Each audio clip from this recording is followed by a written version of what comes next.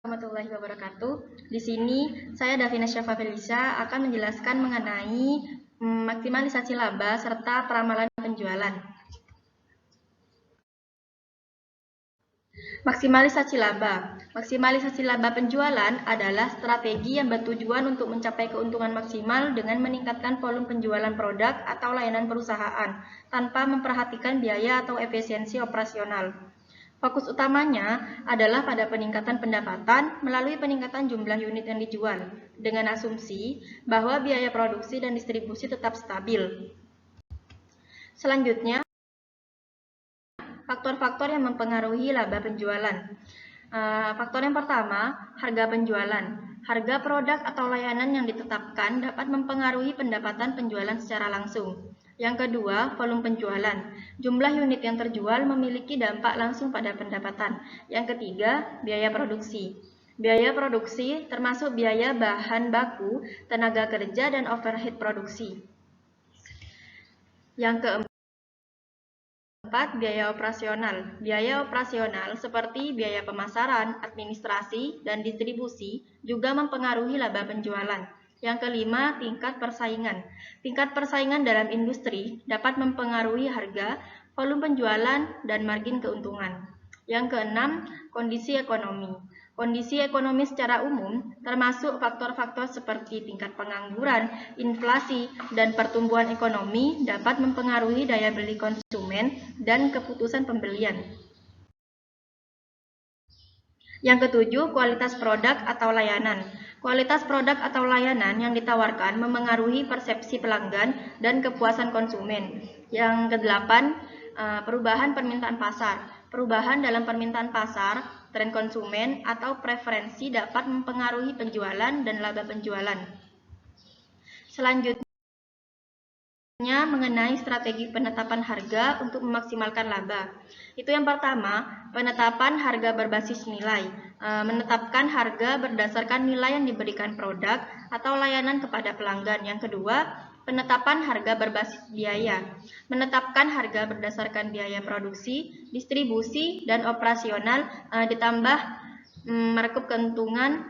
Yang ketiga, penetapan harga dinamis, menyesuaikan harga berdasarkan faktor-faktor seperti waktu, permintaan pasar, atau karakteristik individu pelanggan.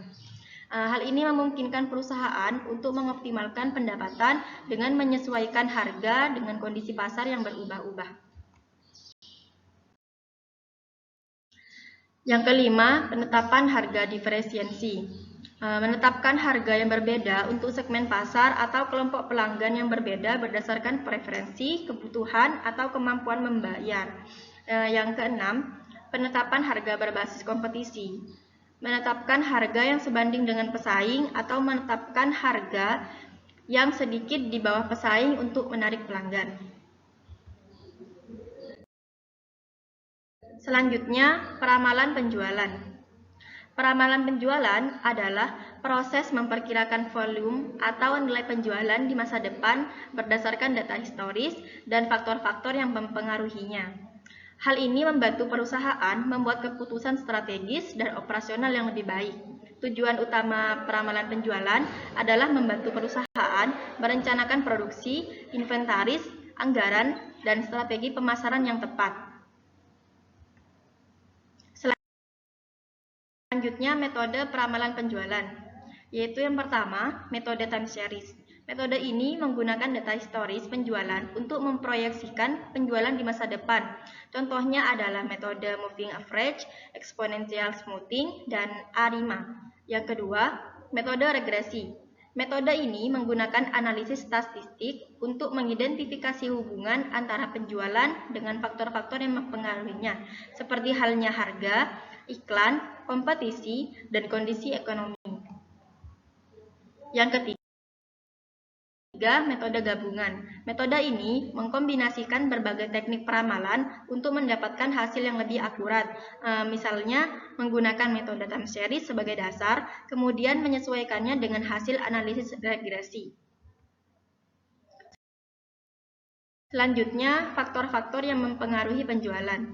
Faktor yang pertama adalah harga produk. Harga produk yang kompetitif dan sesuai dengan persepsi nilai pelanggan memainkan peran kunci dalam mendorong volume penjualan. Yang kedua, kualitas produk. Produk dengan kualitas yang unggul dan memenuhi kebutuhan pelanggan akan meningkatkan kepuasan dan loyalitas konsumen. Yang ketiga, promosi dan pemasaran. Kampanye pemasaran yang efektif dapat meningkatkan kesadaran merek, menarik minat pelanggan, dan mendorong penjualan. Yang keempat, distribusi dan aksesibilitas. Ketersediaan produk di titik-titik penjualan yang strategis dan mudah diakses oleh pelanggan akan mendukung peningkatan penjualan. Sekian, terima kasih. Mohon maaf apabila ada kesalahan kata atau kurangnya dalam mempresentasikan hal ini. Saya mohon maaf. Wassalamualaikum warahmatullahi wabarakatuh.